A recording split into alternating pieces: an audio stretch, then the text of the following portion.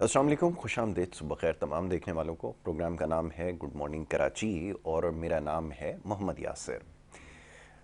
ناظرین، اپنے اس پروگرام میں مختلف حوالوں سے گفتگو کی جاتی ہے اور کوشش یہ ہوتی ہے کہ عوامی نوعیت کے جو معاملات اور مسائل ہیں اس کے اوپر گفتگو کی جائے۔ مختلف حوالوں سے ہماری گفتگو عموماً پروگرام میں ہوتی رہتی ہے، جس میں معیشت کے معاملات ہوں، سیاسی نوعیت کے معاملات ہوں اور دیگر مسائل ہوں، پروگرام میں زیر بحث لاتے ہیں۔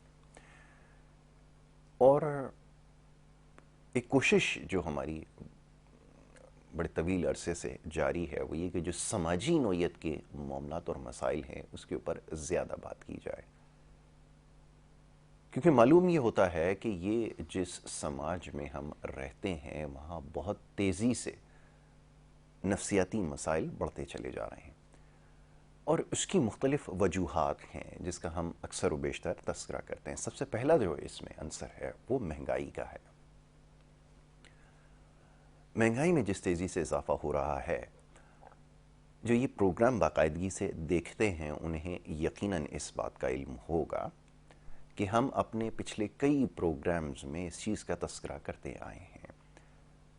بجلی قیمتوں میں اضافے اور اجناس کی قیمتیں یا اشیاء ضروریہ کی جو چیزیں ہیں اس کی قیمتوں میں اضافے کے بارے میں بہت پہلے ہی آپ کو بتا دیا گیا تھا اس پروگرام کے ذریعے کہ اس میں مزید اضافہ ہوگا۔ اس میں یا یہ سلسلہ کمی کی تو بات ہو ہی نہیں سکتی، لیکن یہ سلسلہ بھی کوئی روک نہیں سکے گا۔ اور خادم نے اسی پروگرام میں یہ عرض کیا تھا کہ جو بجلی کی قیمتوں کے جو معاملات ہیں، جس کے اوپر آپ نے دیکھا گزشتہ روز کافی دیر تک یہ خبر چلتی رہی ٹیلی ویژن اسکرین کے اوپر بھی، کہ وفاقی کابینہ جو ہے نگران حکومت کی، وہ جناب کوئی فیصلہ کرے گی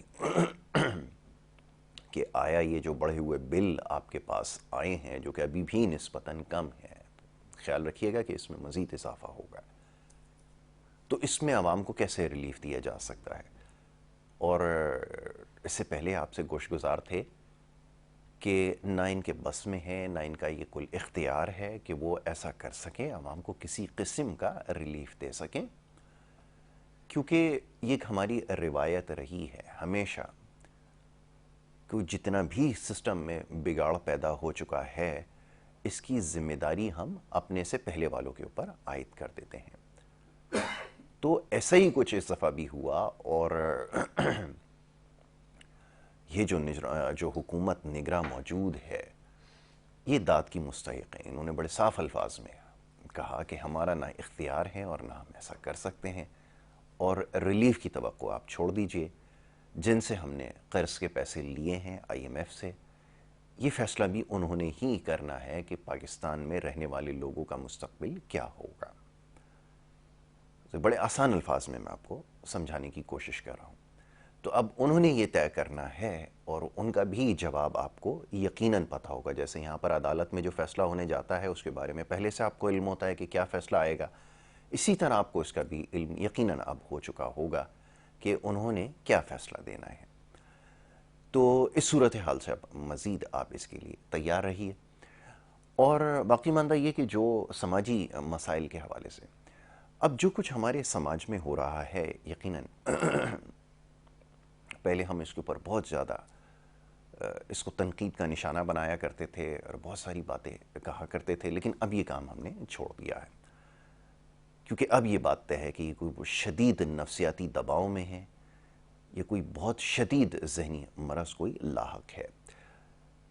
ہوا یوں کہ گزشتہ روز شہر کے اندر، یہ شہر خاموشاں کے اندر ہی جہاں پہ ہم سب رہتے ہیں، کراچی جس کا نام ہے، ایک کوئی جنگلی جانور کی اطلاع آئی ٹی وی کے اوپر۔ جیسے ہی وہ خبر چلی ہے کہ وہ شہر کے اندر کوئی شیر، شاید غالباً ایسا ہی سنا میں نے، کہ وہ کہیں آبادی کے اندر آ گیا ہے، اور اس کے بعد جو تماشا لگا تو پوری دنیا حیران تھی کہ کس قسم کے لوگ ہیں۔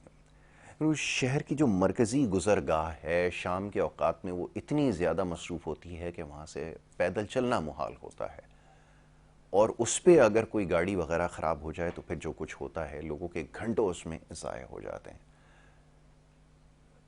سلام ہمارے لوگوں کے اوپر، اس پہ جو انہوں نے تماشا لگایا ہے، دیکھنے والے لوگوں نے جو کچھ دیکھا، کیمرے کی آنکھ سے جو کچھ دکھایا گیا، اس کے اوپر بھی آؤں گا ذرا کیمرے نے کیا کچھ دکھایا اور کس قسم کے تبصرہ ہمارے ہاں ہو رہا تھا۔ تو سارے ہی ماہر شعریات بنے ہوئے تھے، وہ جو کچھ ہوا وہ بھی آپ نے دیکھا، لیکن لوگ جو کچھ کر رہے تھے وہ بھی بہت حیران کن ہے۔ وہ بھی جو شیر، جو بے زبان جانور ہے، وہ بھی حیران ہوگا کہ کس قسم کے لوگ یہاں پر آباد ہیں یا میں کس جگہ نکل آیا ہوں۔ بہرحال تو گھنٹوں لوگ گاڑیوں میں پھنسے رہے ہیں محض اس وجہ سے کہ وہاں پہ جو لوگ تھے وہ اپنے موبائل ٹیلی فون نکال کر ویڈیو بنانے کی کوشش کر رہے تھے۔ وہ ایک جنگلی جانور جو کہ کھلا ہوا ہے اس کو ریکارڈ کرنے کی کوشش کر رہے ہیں۔ تو یہ لوگوں کا قصور میں کہتا ہوں نہیں ہے، یہ شدید نفسیاتی مسائل کا شکار لوگ ہیں اور اسی قسم کی حرکتیں کرتے پائے جائیں گے۔ دوسری طرف میڈیا جو اپنی ذمہ داری پوری کر رہا تھا، چلیں شکر ہے آپ کو کوئی نہ کوئی موقع تو مل ہی جاتا ہے اس قسم کی جو خیر رپورٹنگ ہم نے کی ہے۔ میں تمام رپورٹرز کو سلام دونوں ہاتھ سے پیش کرتا ہوں، ماشاءاللہ اتنے ہونہار ہمارے رپورٹرز ہیں کہ میں ایک چینل پہ مختلف لگا کے دیکھ رہا تھا، ایک جگہ ایک جو رپورٹر صاحب تھے وہ شیر کی نسل بتا رہے تھے کہ کس نسل سے ہے، یہ ناشتے میں کیا کھاتا ہے، دوپہر کے کھانے میں کیا کھاتا ہے، شام کے اوقات میں یہ اکثر باہر نکل جاتا ہے اور اتنی اس کی عمر ہے اور اس قسم کے، اور جو اس کے اوپر ہمارے نیوز اینکر جو سوالات ماشاءاللہ سے کر رہے تھے۔ میرے خیال پہ مزید اس کے اوپر میں کچھ نہیں کہہ سکوں گا کیونکہ بہت سارے میرے جو بچے ہیں، اسٹوڈنٹس ہیں، دوست ہیں، وہ پھر ناراض ہوتے ہیں کہ آپ بہت زیادہ کھنچائی کرتے ہیں۔ تو بہرحال یہ ان کا بھی قصور نہیں ہے۔ جب پیچھے سے ٹاک بیک کی جو کان کے اوپر لگا ہوتا ہے نا، جہاں سے پیچھے انسٹرکشن دی جاتی ہے، ہدایت دی جاتی ہیں، تو اس پہ کہا جاتا ہے کہ اس کو اسٹوری کو اور کھینچنا ہے، تو پھر جس قسم کے وہ بچے سوال کرتے ہیں وہ پھر بڑے کمال کے ہوتے ہیں کہ اس شیر کے منہ میں دانت کتنے ہیں، اور اس کے علاوہ بھی بہت ساری باتیں۔ چلے وقت میرے پاس کم ہے، پھر کبھی اس کے بارے میں ضرور بات کروں گا۔ معزز مہمان اسٹوڈیوز میں تشریف لا چکے ہیں، ان کو خوش آمدید کہوں گا، باقی کی بات وہی کریں گے، ان کو میں خوش آمدید کہتا ہوں۔ آصف غفار صاحب معزز مہمان ہیں، تجزیہ کار ہیں، پروگرامز میں اکثر و بیشتر آپ انہیں دیکھتے ہیں، آج صبح کے وقت مدعو کر رکھا ہے، ان کو میں خوش آمدید کہتا ہوں۔ بہت شکریہ، بڑی نوازش آپ کی حضور پروگرام میں وقت دینے کے لیے۔ وعلیکم السلام۔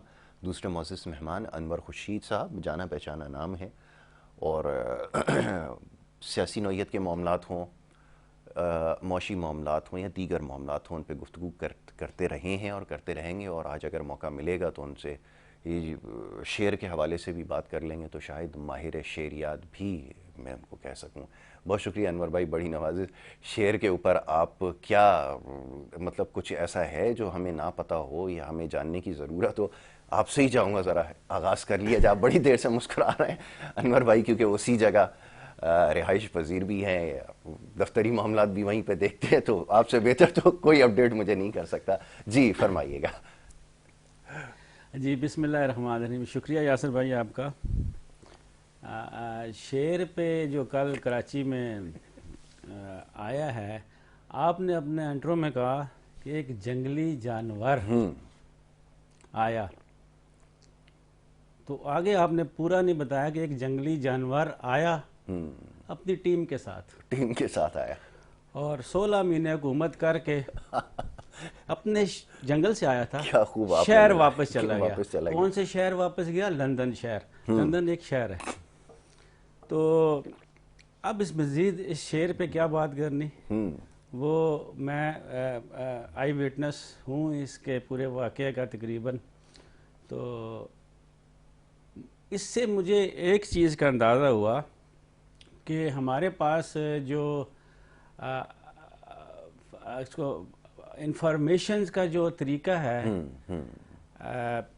کہ ہم کس طرح انفارم ہوتے ہیں، جس میں ہم نے یہ بھی پچھلے دنوں میں دیکھا ہے کہ فیک نیوز اور ریئل نیوز دو علیحدہ چیزیں ہیں، مگر اس چیز کو ذرا 2 منٹ کے لیے ہم پیچھے رکھتے ہیں کہ یہ نیوز پہنچتی کتنی جلدی اور کتنی فاسٹ ہے۔ بہت خوب۔ تو ایک زمانہ تھا ہم اس کی قریب کی مثال لیتے ہیں اپنی ہماری جو جی ٹی روڈ ہے. بیسیکلی جی ٹی روڈ جو جسے گرینڈ ٹرنک روڈ کہتے ہیں وہ کلکتہ سے لے کر کابل تک ہے. کابل سے پشاور، پشاور سے لاہور، لاہور سے دلی، دلی سے کلکتہ. تو یہ شیر شاہ سوری نے بنائی تھی اور اس کے اوپر مختلف جگہوں پہ انہوں نے اپنی چیک پوسٹ چوکیاں بنائی تھیں. اور جو میل ہوتی تھی، ڈاک ہوتی تھی، اس وقت کی جو انفارمیشن ہوتی تھی، خط و خطابت ہوتی تھی، وہ وہاں سے جب ایک جگہ سے لکھے جاتے، اگر کابل سے کلکتہ جانا ہے تو وہ گھوڑوں پہ ٹریول کرتے تھے، اپنے جو بھی ان کا فاصلے تھے 10 میل، 15 میل، 20 میل، اتنے پہ جا کے وہ گھوڑا اور وہ جو رائڈر ہوتا تھا وہاں پہ ریسٹ کرتے تھے، اگلا تیار ہوتا تھا. وہ سپیڈ اس کی وہی رہتی تھی مگر وہ بندے اور چیزیں چینج ہوتی تھی اور انفارمیشن پہنچتی 3 دن میں، 8 دن میں، 7 دن میں. بالکل ٹھیک ہے. تو مجھے ابھی میں اب گھر نہیں پہنچا تھا کل، میں گھر پہنچا ہوں تقریباً 7:45 بجے اور یہ واقعہ کوئی 6 بجے کے بعد کا ہے. تو مجھے 7 بجے، 7:15 بجے مجھے آسٹریلیا سے انفارمیشن ملی کہ آپ کے گھر کے باہر ایک شیر کھڑا ہوا ہے. تو انفارمیشن کی بات کرتے ہیں کہ انفارمیشن اتنی تیز ہو گئی ہے. تو ابھی جیسے آپ نے ایک اور اپنے انٹرو میں بات کی کہ ہمیں پہلے سے پتہ ہوتا ہے کہ ججمنٹ کیا آئے گی، اور ججمنٹ آنے کا ایک تو اندازہ ہوتا ہے نا کہ ہمیں کیس کا پتہ ہوتا ہے کہ کیس کس نوعیت کا ہے. اور مگر وہ اتنا عام ہو گئی ہیں یہ چیزیں، ہر چیز اتنی عام ہو گئی ہے کہ آپ تو کہہ رہے ہیں نا کہ ججمنٹ کے آنے کا پتہ ہے، تو لوگوں کو یہ بھی پتہ تھا اس ججمنٹ کے بعد جس شخص کی ججمنٹ آ رہی ہے وہ رہائی ملنے کے باوجود رہا نہیں ہوگا. اور وہ پتہ چلا کہ جی وہ 14 دن سے پہلے سے ہی اندر ہے کوئی، تو 15 اگست سے وہ اندر ہے. تو لہٰذا ابھی ہم اس کی انفارمیشن کی جہاں تک بات کرتی، تھوڑی سی میں اس میں ایڈ کروں کہ تمام ان کو چاہیے ان لوگوں کو کہ جو انفارمیشن کو روکنا چاہتے ہیں، انفارمیشن کے بیچ میں ہرڈل دینا چاہتے ہیں کسی طرح کی کہ یہ خبر کسی تک نہ پہنچے، تو وہ ان کی خواب خیالی ہے اور وہ اس چیز کو بھول جائیں کہ انفارمیشن ڈسیمنیٹ نہیں ہوگی نیچے، وہ یعنی کہ اس کا فلو نیچے تک اینڈ تک جائے گا، دنیا کے اس کونے تک، یہاں پہ نیوزی لینڈ تک جائے گا اور وہاں پہ لاسکا تک جائے گا، اور بیچ میں جتنے بھی چھوٹے موٹے آئی لینڈ آتے ہیں نا ان میں بھی جائے گا. تو لہٰذا انفارمیشن کو کوئی روکنے کی کوشش نہ کرے. ایک زمانہ تھا ہم اس وقت ذرا اخبار زیادہ ہوتی تھی اور خاص طور پہ 2 بڑے اخبار تھے پاکستان میں، نام لے بھی لوں تو کوئی حرج نہیں، بڑے اخبار تھے. ان اخباروں کو ہم جب دیکھتے تھے تو وہ اخبار جب ہم ایسے کھولتے تھے فرسٹ پیج اس کا، تو فرسٹ پیج میں مجھے اندازہ ہے کبھی 50%، کبھی 40%، کبھی 80% کہ وہ کالا ہوتا تھا اور باقی خبریں ایسے ایسے لگی ہوتی تھیں، تو بیچ میں وہ ہوتے ہی نہیں تھی. اتنی اس کو ہم اس وقت ایک لفظ بولتے تھے مگر وہ لفظ اس کے ساتھ سوٹ نہیں کرتا. ہم کہتے تھے کہ سنسرشپ ہے. وہ سنسرشپ نہیں تھی، وہ بلیک شپ تھی کوئی. تو وہ بھی جگہ تھی. اب آپ جو مرضی کر لیں، اب آپ جتنا مرضی کنٹرول کر رہے، جس مرضی محکمے سے کنٹرول کروا لیں، جس مرضی شخص سے کنٹرول کر رہے ہیں، یہ انفارمیشن جو ہے ہر شخص تک پہنچے گی. بالکل ٹھیک ہے. آپ انفارمیشن کا راستہ نہیں روک سکتے. مثال دے کر سمجھایا کہ وہ کتنی تیزی سے جو ہے وہ پوری دنیا میں اب پھیل جاتی ہے. آصف غفار صاحب، معاشی نوعیت کے معاملات جو ہیں ان کے اوپر کوشش کریں گے ذرا نظر ڈالیں، کیونکہ اب بات بہت سطحی ہو چکی ہے کہ ایک جو ضروریات زندگی کی جو چیزیں جو ہم استعمال کرتے ہیں، مختلف کموڈٹیز، بجلی بھی اس میں شامل ہے، وہ لوگوں کی پہنچ سے بہت دور چلی گئی. اور جب صورتحال یہاں تک پہنچ جائے تو اس کے بعد پھر ریئل اسٹیٹ کے شعبے میں کیا کچھ ہو رہا ہے، کیسے ترقی ہوگی، یہ بڑی بے ایمانی سی باتیں. اور اب تک لگتا یہ ہے کہ اب تو اگر کسی سے بات بھی اگر اس بارے میں کی جائے تو وہ آگے سے ہاتھ جوڑتا ہے کہ میرے پہ آپ کھانے کے لیے روٹی ایک وقت میں اثر نہیں ہے، آپ ریئل اسٹیٹ کی بات کر رہے ہیں. کیا واقعتاً یہ صورتحال آ گئی ہے؟ تو اس شعبے سے جو وابستہ لوگ ہیں وہ کہاں جائیں اور کیا سوچ رہے ہیں آنے والے وقت کے حوالے سے، کیا ان کی فورکاسٹ ہے؟ ذرا فرمائیے. جزاک اللہ. السلام علیکم. وعلیکم السلام. یاسر بھائی، آپ نے بالکل صحیح بجا فرمایا کہ جو صورتحال ہے اس کے اندر کہیں سے ایسا کوئی چانس نہیں ہے کہ کوئی انڈسٹری فلرش کرے. البتہ جو اگلا آپ کا اس کے ساتھ ہی سوال تھا کہ جو انڈسٹری میں کام کرنے والے لوگ ہیں بالخصوص پراپرٹی انڈسٹری میں، ان کا مستقبل کیا ہے یا وہ کیا کر رہے ہیں. دو بندوں کو میں ذاتی طور پہ جانتا ہوں، جن میں سے ایک نے کچوری کا ٹھیلا لگایا ہے اور ایک نے برگر کی دکان کھول دی ہے. صحیح. جس کے پاس پیسے کم تھے اس نے کچوری لگا لی ہے، اور جس کے پاس ذرا اچھے پیسے تھے انہوں نے ایک اچھے لیول کا برگر شاپ کھول لی ہے. تو پراپرٹی انڈسٹری کے اندر تو خیر کہیں سے کوئی چانس نظر نہیں آتا کہ فوری طور کے اوپر کسی قسم کی کوئی بہتری آ سکے. لیکن یہی ایک انڈسٹری نہیں ہے جو کہ ہمارے ملک کے اندر ہے. بے شمار ذرائع ہیں آمدنی کے، جس میں کہ بے شمار لوگ ہیں، کچھ مزدوری کرتے ہیں، کچھ نوکری پیشہ ہیں. جو کاروباری انسان ہے وہ تو ایک جگہ سے دوسری جگہ کسی نہ کسی طریقے سے سوئچ کر جاتا ہے. میرا پراپرٹی کا کام نہیں چل رہا، کوئی مسئلہ نہیں ہے، میرا کوئی نہ کوئی اور کام میں سیٹ اپ کر لوں گا. میں نے اپنی تھوڑے سے پیسے نکالے کسی اور جگہ لگا دیے، جیسے کسی نے کوئی اپنا ایڈیبلس کا شاپ کھول لی، کسی نے آپ کا جنرل اسٹور کھول لیا. وہ اطمینان سے اپنی جگہ کے اوپر سیکیور ہو کے اپنی طرف سے کوشش کر کے کسی نہ کسی حد تک سیکیور ہو رہا ہے. لیکن مسئلہ سب سے بڑا ان لوگوں کے لیے ہے جو کہ ایک تو غریب ترین عوام ہے، لیبر طبقہ ہے، جو کہ پچھلے دور کے اندر بھی دہاڑی کے اوپر 200-250 روپے مشکل سے کما رہا تھا.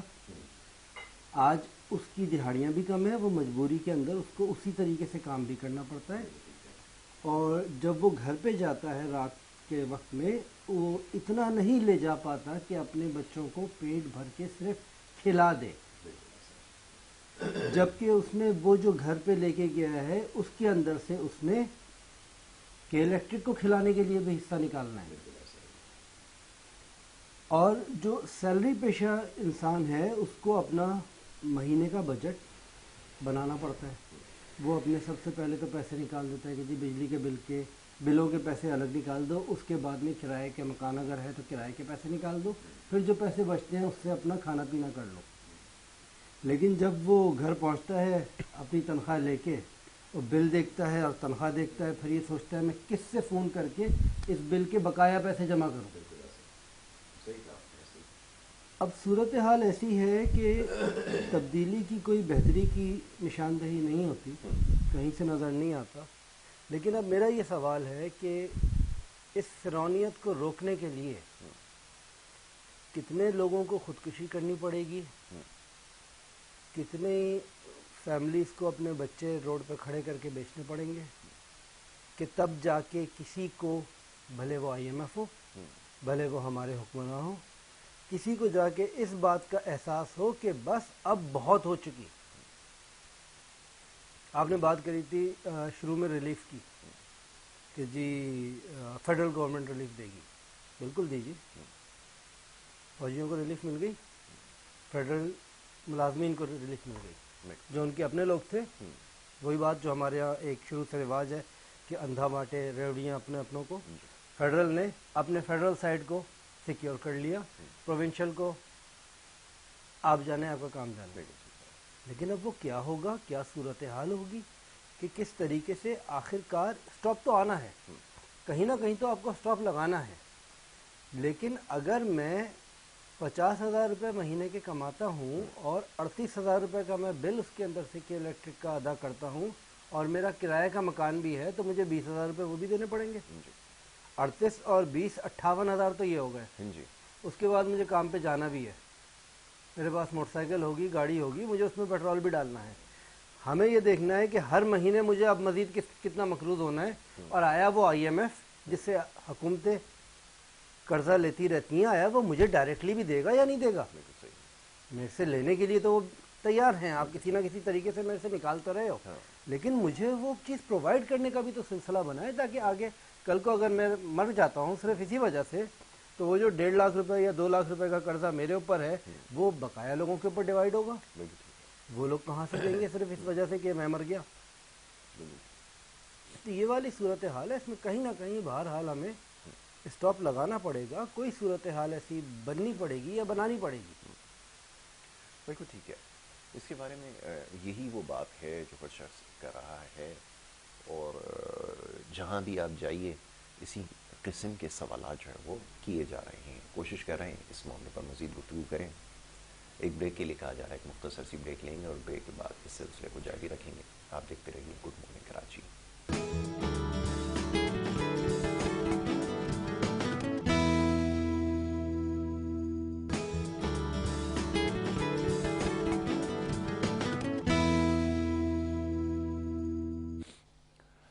پروگرام میں ایک دفعہ پھر آپ کو خوش آمدید کہیں گے. بریک پہ جانے سے پہلے گفتگو کا سلسلہ جاری تھا اور کوشش یہ کرتے ہیں کہ جو عوامی نوعیت کے جو معاملات اور مسائل ہیں اس کے اوپر گفتگو کی جائے. تو بہرحال اس کے اوپر مزید بات کریں گے. انور خورشید صاحب تشریف فرما ہیں اور آصف غفار صاحب جو ہمارے اینالسٹ ہیں وہ موجود ہیں, ان سے ہم بات کر رہے تھے. انور بھائی یہ فرمائیے گا, ابھی جیسے بریک کے دوران گفتگو ہو رہی تھی, بڑی تیزی سے لوگ جو ہے وہ پاسپورٹ بنوا رہے ہیں اور پھر راہ فرار اختیار کر رہے ہیں, کہ واقعتاً یہ نوبت آ چکی ہے کیونکہ جو حالات جس کی ابھی نشاندہی کی گئی ہے وہاں تو گزارا انسان کا, انسان کی بقا کے اوپر جب بات آ جائے تو ظاہر ہے پھر وہ کوئی راستہ ڈھونڈتا ہے. کیا یہ صورتحال اس نہج تک پہنچ چکے ہیں؟ فرمائیے گا. نہیں جی, ابھی حالات بہت بہتر ہیں اور ابھی جو بریک سے پہلے کچھ 38,000 روپے کے بل کی, 50,000 روپے تنخواہ کی, 20,000 روپے گھر کے کرائے کی مختلف باتیں ہوئی ہیں, تو ابھی کچھ بہتری ہے. اچھا, بہتری کے حوالے سے یہ فرمائیے. بہتری سے حوالے سے ہے کہ کوئی بھی چیز جو نیچے جاتی ہے نا, جب سورج غروب ہوتا ہے جی تو ایک وقت میں وہ ہوتا ہے پیک پہ ہوتا ہے, اور وہ اپنے زوال کے ٹائم سے وہ اپنا نیچے اس کا عروج ختم ہو جاتا ہے تو زوال کی طرف جاتا ہے. تو جب شام کا ٹائم ہوتا ہے نا, عصر کا ٹائم, تو ذرا ہم گھبرانے لگتے ہیں کہ رات ہونے والی ہے, گھروں کو نکلتے ہیں. عصر کے ٹائم پہ 5 بجے چھٹی ہو رہی ہے, 6 بجے چھٹی ہو رہی ہے, 4 بجے چھٹی ہو رہی ہے, اب ہم گھروں کو نکل رہے ہیں. تو یہ ابھی وہ وقت ہے, ابھی عصر کا وقت ہے. ابھی ویٹ کریں آپ مغرب کے وقت کا, خدا نہ خواستہ, اور آپ پھر ویٹ کریں پچ ڈارک کا. جب پچ ڈارک ہوگی تو پھر آپ کو جب سجائی کوئی نہیں دے گا, کچھ نظر نہیں آئے گا, تو وہ وقت ابھی دور ہے. تو اب کچھ ایسی چیزیں ہوتی ہیں کہ وہ اس کو پکڑ لیا جاتا ہے وقت سے پہلے. اب اس سورج سے ہٹ کے ہم بات کر رہے ہیں تو ان کو گرنے سے پہلے روک لیا جاتا ہے. تو گرنے سے پہلے روکنے کے لیے ایک آپ کے اندر ہمت چاہیے, ویژن چاہیے, آپ کو ٹیم چاہیے, لوگ چاہیے کہ کس طرح سے اس چیز کو گرنے سے روک لیا جائے. جیسے کہ آپ کے ایک بہت بڑا واز پڑا ہوا ہے اور وہ گر رہا ہے, تو ایسے کر کے ہاتھ رکھ کے اس کو آپ روک سکتے ہیں. اگر آپ کا ہاتھ وہاں نہیں پہنچتا تو وہ گر کے ٹوٹے گا. جب وہ ٹوٹے گا تو پھر آپ نیا لائیں گے یا اس کو جوڑ کے کھڑا کریں گے. تو ابھی وہ والا ہاتھ چاہیے. اگر وہ والا ہاتھ نہیں ملتا تو وہ نیچے جا کے ٹوٹے گا, تو ابھی ٹوٹا نہیں ہے. تو آپ کو وہ والا ہاتھ مجھے نہیں لگتا کہ آپ کو کسی کیئر ٹیکر سیٹ اپ سے ملے گا, کیونکہ یہ ان کا کام نہیں ہے. یہ آپ کو کسی اسٹیبلشمنٹ سے نہیں ملے گا کیونکہ یہ ان کا کام نہیں ہے. یہ ملک کی معیشت کو اور جو باقی حالات ہیں ان کو صحیح کرنے کے لیے آپ کو ایک سٹیبل گورنمنٹ چاہیے. ٹھیک ہے. اس سٹیبل گورنمنٹ کی پارٹی کوئی بھی ہو, ٹھیک ہے, کوئی بھی ہو, کیونکہ جو بھی پارٹی ہوگی وہ عوام کی منتخب پارٹی ہوگی. آپ کا جو بھی وزیر اعظم ہوگا وہ عوام کا منتخب وزیر اعظم ہوگا. میں یہ سمجھوں کہ جس کے پاس 2/3 اکثریت ہوگی جو اس مینڈیٹ کے ساتھ آئے گی وہی مسائل حل کر سکے. نہیں, یہ سمجھو. نہیں. دیکھیں پاکستان کے اندر جو 2 قسم کے مسئلے ہیں, جو 2/3 اکثریت کی آپ نے بات کی, 2 مسئلے یہ ہیں کہ ایک ہماری وہ نیشن ایک ہوتی ہے نا, ون نیشن, وہ نہیں ہے. ہمارے ہاں بہت سارے مسائل ہیں. ہمارے جیسے کہتے ہیں کہ پاکستان میں 15 کلومیٹر یا 15 میل کے بعد لینگویج چینج ہو جاتی ہے, اسی طرح وہ قومیں بھی چینج ہو رہی ہیں, وہ نظریات بھی چینج ہو رہے ہیں. ایک تو یہ بات ہوگی. تو اس کو یعنی کہ ایک پوائنٹ پہ لے کے آنا, فوکس کرنا 67% 2/3 کو, وہ مشکل ہے.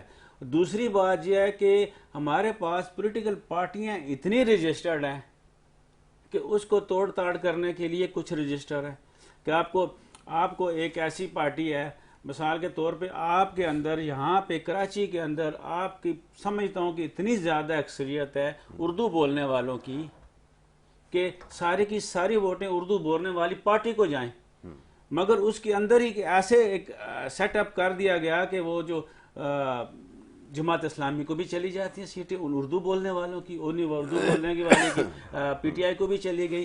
تو لہٰذا اس ٹرینڈ کو اگر ختم کیا جائے، پارٹی سسٹم 2 پارٹی 3 پارٹی زیادہ سے زیادہ اتنی ہوں تو پھر 2/3 کی طرف تب جایا جا سکتا ہے. تب بھی ذرا مشکل ہے مگر پھر بھی جایا جا سکتا ہے، اور یہ کبھی ہونے والی بات نہیں ہے. 2/3 اکثریت اگر جس کو بھی ملے گی نا وہ دی جائے گی، لی جائے گی، ملے گی نہیں. بہت مشکل ہے. جو آپ جس طرح مرضی جیسے مرضی سروے کر لیں، جدھر سے اوپر سے نیچے کریں، نیچے سے اوپر کریں، مشرق سے مغرب کریں، جو مرضی کریں، تو جب آپ کی گورنمنٹ آ جاتی ہے، اور گورنمنٹ آپ کی عام طور پہ پچھلے عرصہ دراز سے دیکھتے آئے ہیں کہ وہ 50% بھی نہیں ہوتی، اور آپ کو گورنمنٹ بنانے کے لیے آپ کو دائیں بائیں سے لوگ لینے پڑتے ہیں. جب دائیں بائیں سے لوگ لیتے ہیں تو ان کی پھر فرمائشیں بھی پوری کرنی پڑتی ہیں، وہ آپ فرمائشیں بھی پوری کرتے ہیں. وہ ایک اس بات کو ہم اس چیز کے ساتھ ڈسکس نہیں کرتے. ہم کہتے ہیں کہ ایک جمہوری حکومت آ جائے، جمہوری حکومت ایسی ہو کہ جو اپنے پاؤں پہ کھڑی ہو. ٹھیک ہے نا؟ ٹھیک ہے، ابھی جو بھی جمہوری حکومت ابھی 2 مہینے بعد آئے گی وہ اپنے پاؤں پہ اس طرح سے کھڑی نہیں ہوگی جس طرح سے آپ میری بات کو سوچ سمجھ رہے ہیں کہ وہ، کیونکہ وہ تو لنگڑی لوڑلی ہوگی بیکاز آف IMF کا جو ہمارا لون ہے اس کے حساب سے دیکھا جائے. جو اس وقت معیشت ہماری چل رہی ہے تو وہ تو لولی لنگڑی کہیں گے اس کو، مگر اس کی بات نہیں کر رہا میں. اندر پارلیمنٹ کے اندر وہ مضبوط ہو. جب پارلیمنٹ کے اندر ایک جمہوری حکومت مضبوط ہوگی تو وہ اپنا فیصلہ خود کرے گی. وہ کسی سے ڈکٹیشن نہیں لے گی IMF سے، کسی سے ڈکٹیشن وہ نہیں لے گی کہ وہ IMF اس کو یہ اس کے کہے گا جی آپ ٹھہرے، آپ کو آپ کا قرضہ چاہیے، ہم کریں گے، ہم بتائیں گے کہ اس پہ ٹیکس لگنا چاہیے، اس پہ ٹیکس نہیں لگنا چاہیے. IMF کہتی ہے نہیں اس پہ ٹیکس لگے اس پہ نہ لگے، اور آپ مجبور ہیں. تو آپ وہ ڈکٹیشن لینے کسی کی باہر کی یا کسی دوسرے ملک کی ڈکٹیشن لینے سے اس وقت بچیں گے جب آپ جمہوری طور پر اپنے پاؤں پہ کھڑے ہوں گے. اور یہ جو جس کو ہم اردو میں کہتے ہیں نا سامراجی طاقتیں، سامراجی طاقتیں آپ کو کبھی بھی آپ کو اپنے پاؤں پہ کھڑے ہونے نہیں دیں گی، کیونکہ اب کا دور وہ ہے کہ آپ وہ والی جنگ نہیں لڑ سکتے. وہ والی جنگ 1965 والی 6 ستمبر والی، وہ والی جنگ آپ دسمبر 1971 والی، یا وہ 1948 والی جنگ آپ نہیں، نہ ہی آپ 1939-45 والی سیکنڈ ورلڈ وار لڑ سکتے ہیں. اب وہ جنگیں لڑنے کا وقت نہیں رہا. اب یہ والی جنگ ہے کہ آپ کس طرح سے آپ ملک کو اپنے ہی لوگوں سے تباہ کریں. تو یہ بھی اس ملک کو اپنے ہی لوگوں کے ذریعے سے تباہ کیا جا رہا ہے، جس کی وجہ سے عام عوام کو نقصان ہو رہا ہے. ابھی بھی جن لوگوں کے پاس پیسہ ہے، جو لوگ افورڈ کر سکتے ہیں، جو لوگ کما رہے ہیں، ان کو اتنا فرق نہیں پڑ رہا، مگر فرق اس شخص کو پڑ رہا ہے جو عام آدمی ہے، اور وہ پرسنٹیج میں بہت زیادہ ہے. اتنا زیادہ ہے کہ آپ اس کو اگر 90% کہیں تو یہ بھی کم ہے، اس سے بھی زیادہ ہے. تو لہٰذا ہمیں ایک اپنے پاؤں پہ کھڑی ہوئی جمہوری حکومت فوراً چاہیے. بالکل ٹھیک ہے. اشرف غفار صاحب، مزید سلسلے کو آگے بڑھاتے ہیں. جیسے ابھی سیاسی نوعیت کے معاملات پر گفتگو ہو رہی ہے، آپ نے بھی بڑی اچھی منظر کشی کی ہے کہ عام آدمی کے جو حالات ہیں وہ یقیناً ویسے ہی ہیں جس کا ابھی کچھ دیر پہلے تذکرہ ہوا ہے.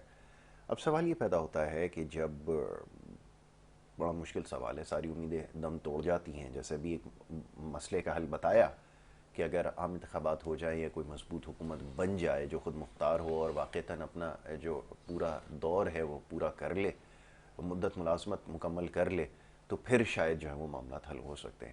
لیکن اب اس موقع پر یہ تو ایک دیوانے کا خواب معلوم ہو رہے ہیں. ہر شخص یہ کہہ رہا ہے کہ ایسا تو ممکن نظر نہیں آ رہا. تو پھر کیا فرمائیے، سلسلہ اگر ایسے ہی چلتا رہا تو یہ معاشی حالات میں کیسے سدھار تو بہت مشکل وہ ہے، کیسے پھر ٹھہراؤ آئے گا اس مہنگائی کے بڑھنے کے سلسلے میں، یہ ذرا فرمائیے. دیکھیے ایک تو بات بالکل وجہ ہے کہ جو صورتحال ابھی بزرگوں نے بیان کری اس کو سن کے تو کہ اگر یہی حل ہے تو پھر تو امیدیں باقی بھی ختم، جو تھوڑی بہت امیدیں ہمارے اندر بچی تھیں وہ بھی ختم، چونکہ یہ ہوتا ہو تو نظر نہیں آتا کہ کوئی حکومت ہمارے ہاں جمہوری حکومت اس قسم کی آ جائے جو خود مختار بھی ہو، اپنے پیر پہ بھی کھڑے ہو، وہ پیر ہی نہیں کاٹ دیے جائیں گے. واہ. ٹھیک ہے، تو وہ تو ممکنات میں سے نظر نہیں آتا. اب سوال جو آپ کا ہے کہ آخر ہوگا کیا، بلکہ یوں دیکھتے ہیں ہم کہ ہوتا کیا ہے. ہوتا کیا ہے یہ اچھا کہا. جب پرائسز ہائیک جاتی ہیں تو ایک لمٹ آتی ہے جہاں پہ کہ اس کو سٹاپ ہونا ہوتا ہے اور پھر وہاں سے اس کو ڈکلائن کی طرف جانا ہوتا ہے. وہ لمٹ کون سی ہے، وہ پوزیشن کون سی ہے.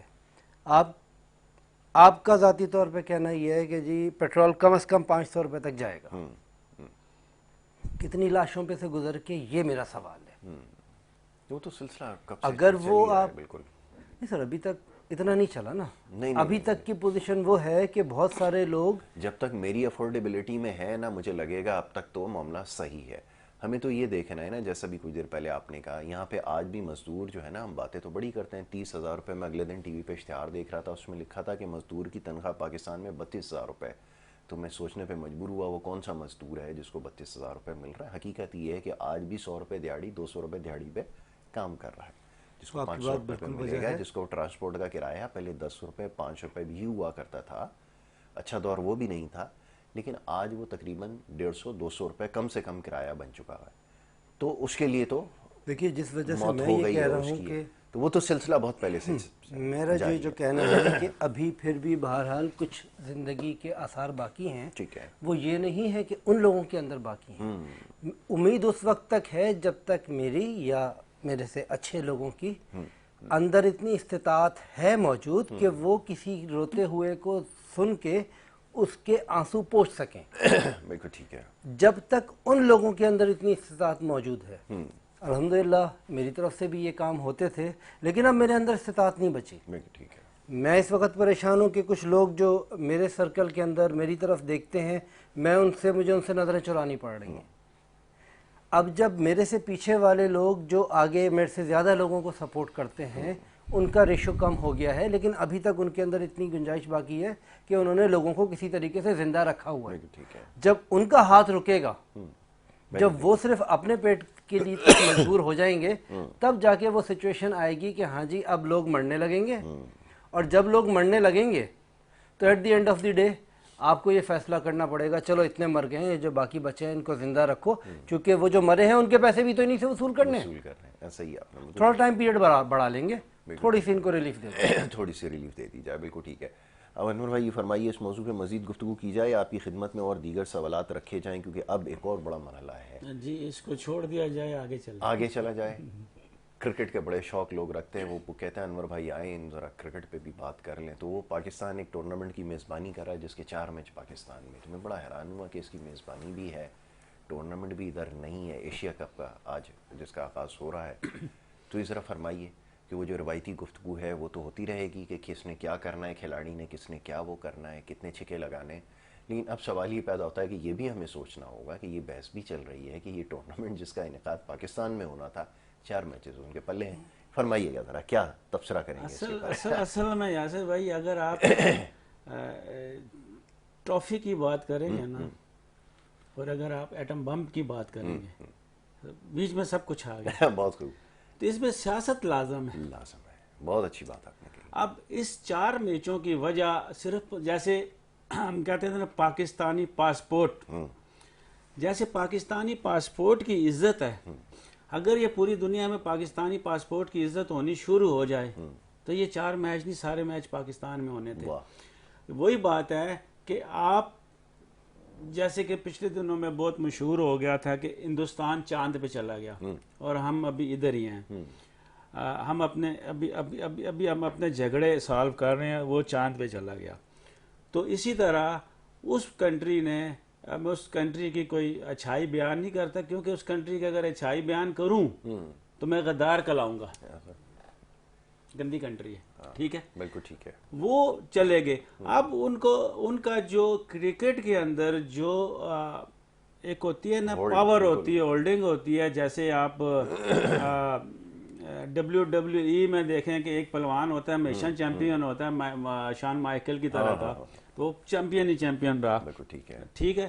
تو اسی طرح انڈیا جو ہے وہ چیمپئن ہے آئی سی سی میں, انڈیا چیمپئن ہے آئی ٹی میں, پوری دنیا میں. پوری دنیا. تو انڈیا جب آئی سی سی میں اس کا اتنا ہولڈ ہے, بے شک وہ اس کا سربراہ اس کا نہ ہو یا کوئی بھی اس کا نہ ہو, اتنا یعنی کہ جو کنٹری کرکٹ والی تھی انگلینڈ, اس کو سب کچھ ہونا چاہیے. وہاں سے نکل کے آسٹریلیا میں چیز چلے گی, آسٹریلیا اب انڈیا ہولڈ کرتا ہے.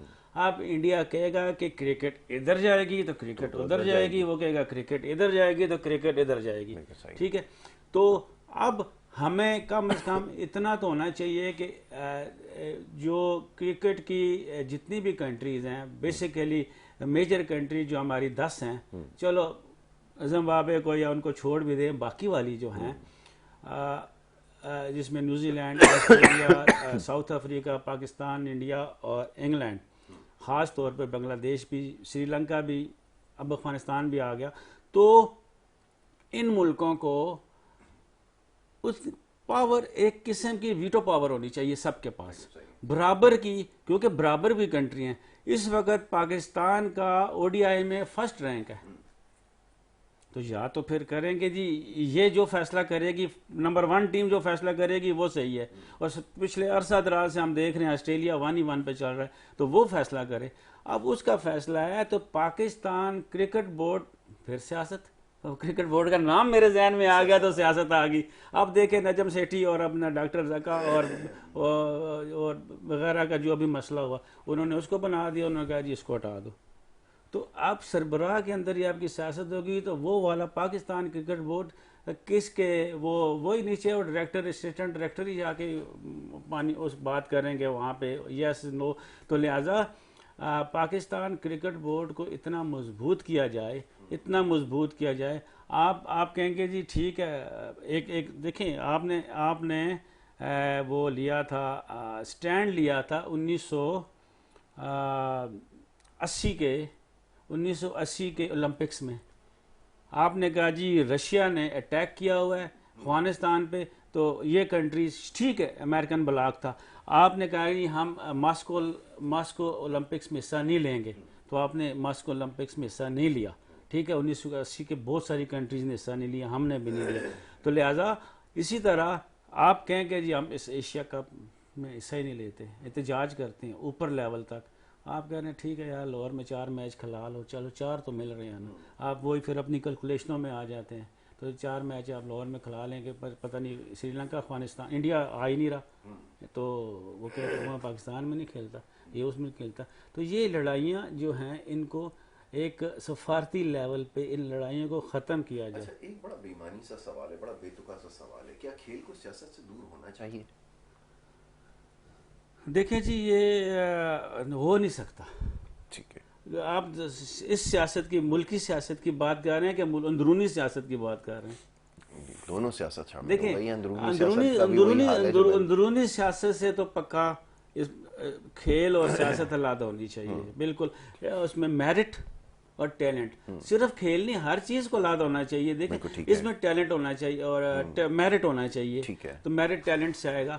تو جب تک آپ میرٹ کی دھجیاں سیاست کی وجہ سے آگے پیچھے ہو جاتی ہیں, تو وہ والی خرابی آ جاتی ہے. اور ملکوں کی جو سیاست ہے وہ چل رہی ہے, ہم بچپن سے کہتے آ رہے ہیں انڈیا ہمارا دشمن ہے, اور انڈیا کہہ رہے جی پاکستان ہمارا دشمن ہے. یہ ابھی دونوں دشمنیاں چلتی رہیں گی جب تک, اس وقت تک ہمارے بیچ میں یہ چیزیں چلتی رہیں گی. نیوٹرل یہ شارجہ اور دبئی والے کبھی بھی نہیں چاہیں گے کہ انڈیا اور پاکستان اکٹھا کھیلے, تاکہ ان کی چاندی لگی ہوئی ہے. واہ جی واہ, یہ بھی آپ نے بڑی, ابھی یہ ساری چیزیں بھی اس کے اوپر سوچنے کی ضرورت ہے. ویسے ہمارے پاس وقت نہیں ہے ابھی, کیونکہ بجلی کا بل اتنا زیادہ ہے, ابھی سوچ جو ہے اسی کے گرد گھوم رہی ہے. لیکن اگر مان لیا جائے کہ اگر وہ کسی طرح ادا ہو جائے تو پھر شاید یہ بات دماغ میں ضرور آئے گی, جس کا بھی آپ نے تذکرہ کیا ہے کہ واقعتاً ایسا ہے کہ کوئی ملک چاہتا ہے کہ معاملات خراب رہیں, یا تھوڑے بہت پیسے اگر ادا کر دیں تو بڑا حصہ تو اس کو مل جائے تاکہ اس کے گراؤنڈ کے اوپر میچ کا انعقاد ہو جائے. کیونکہ یہاں تو میں نے دیکھا ہے کہ آسٹریلیا کے کرکٹ بورڈ اور انگلینڈ کے کرکٹ بورڈ کہتے ہیں ہمارے پاس میچ کرا لو, ہمارے بھی 2 پیسے بن جائیں گے اس کے اندر. تو یہ بھی واقعی سیاست کا حصہ ہے, اس کو بھی نظر انداز نہیں کیا جا سکتا. اچھی بات آپ نے کہی ہے. آخر میں چاہوں گا ذرا آصف بھائی, کرکٹ سے ہٹ کے اگر آپ چاہیں, وہ پاکستان میں تھوڑے لوگ ہیں جن کی دلچسپی نہیں ہے, لیکن اگر اس سے ہٹ کے اگر کوئی پیغام دینا چاہیں دیکھنے والوں کو, ضرور دے دیجیے. پاکستان میں جو تھوڑے لوگ ہیں ان میں میرا اپنا بھی شمار ہوتا ہے. اچھا, آپ بھی شامل ہیں اس کا جی شکار میں ہیں؟ بالکل اس میں شامل ہوں کہ آپ میرے سے 3 موضوعوں پہ گفتگو نہیں کر سکتے. ایک بالخصوص سیاست پہ, دوسرا جو آج کا آپ کا ہاٹ ٹاپک تھا شاعری, اس پہ بھی نہیں کر سکتے, ٹھیک ہے, اور ایک کرکٹ پہ نہیں کر سکتے. ٹھیک ہے, ان تینوں کے علم سے میں بالکل ہی آ رہی ہوں. بہت اچھی بات ہے, بالکل. باقی رہ گیا بات کہ اب ہمیں کیا کرنا چاہیے ہے. ہمیں کسی نہ کسی طریقے سے آگے کی اس وقت کی تیاری شروع کر دینی چاہیے اب سے کہ جب ہم مرنے والے ہوں گے. انہی حالات کے تحت کچھ نہ کچھ کر کے کچھ تھوڑے بہت کام اپنے ایڈیشنل بنانے کی کوشش کریں. 2 پیسے چھوٹے چھوٹے سے جو ہماری نوکری یا ہمارے مین بزنس سے باہر سے آنے لگیں. تھوڑا سا ہمارے پاس بس ایک یہی ٹائم بچا ہے کہ ہم اوور ٹائم کر کے ایکسٹرا ایفرٹس لگا کے اپنے گھر کو چلا لیں. بالکل ٹھیک ہے. باقی پھر بعد میں دیکھتے ہیں کہ کیا صورتحال آنے والی زندگی ہمارے لیے کیا وقت لے کر آتی ہے. بہت خوب, بہت شکریہ. بڑی نوازش آصف غفار صاحب, انور خورشید صاحب, دونوں معزز مہمانوں کا میں بڑا شکر گزار ہوں. انہوں نے پروگرام میں وقت دیا. وقت ہو رہا ہے ایک بریک کا. بریک کے بعد جو دوسرا سیگمنٹ آپ کی صحت کے حوالے سے وہ جاری رہے گا. آپ دیکھتے رہیے گڈ مارننگ کراچی.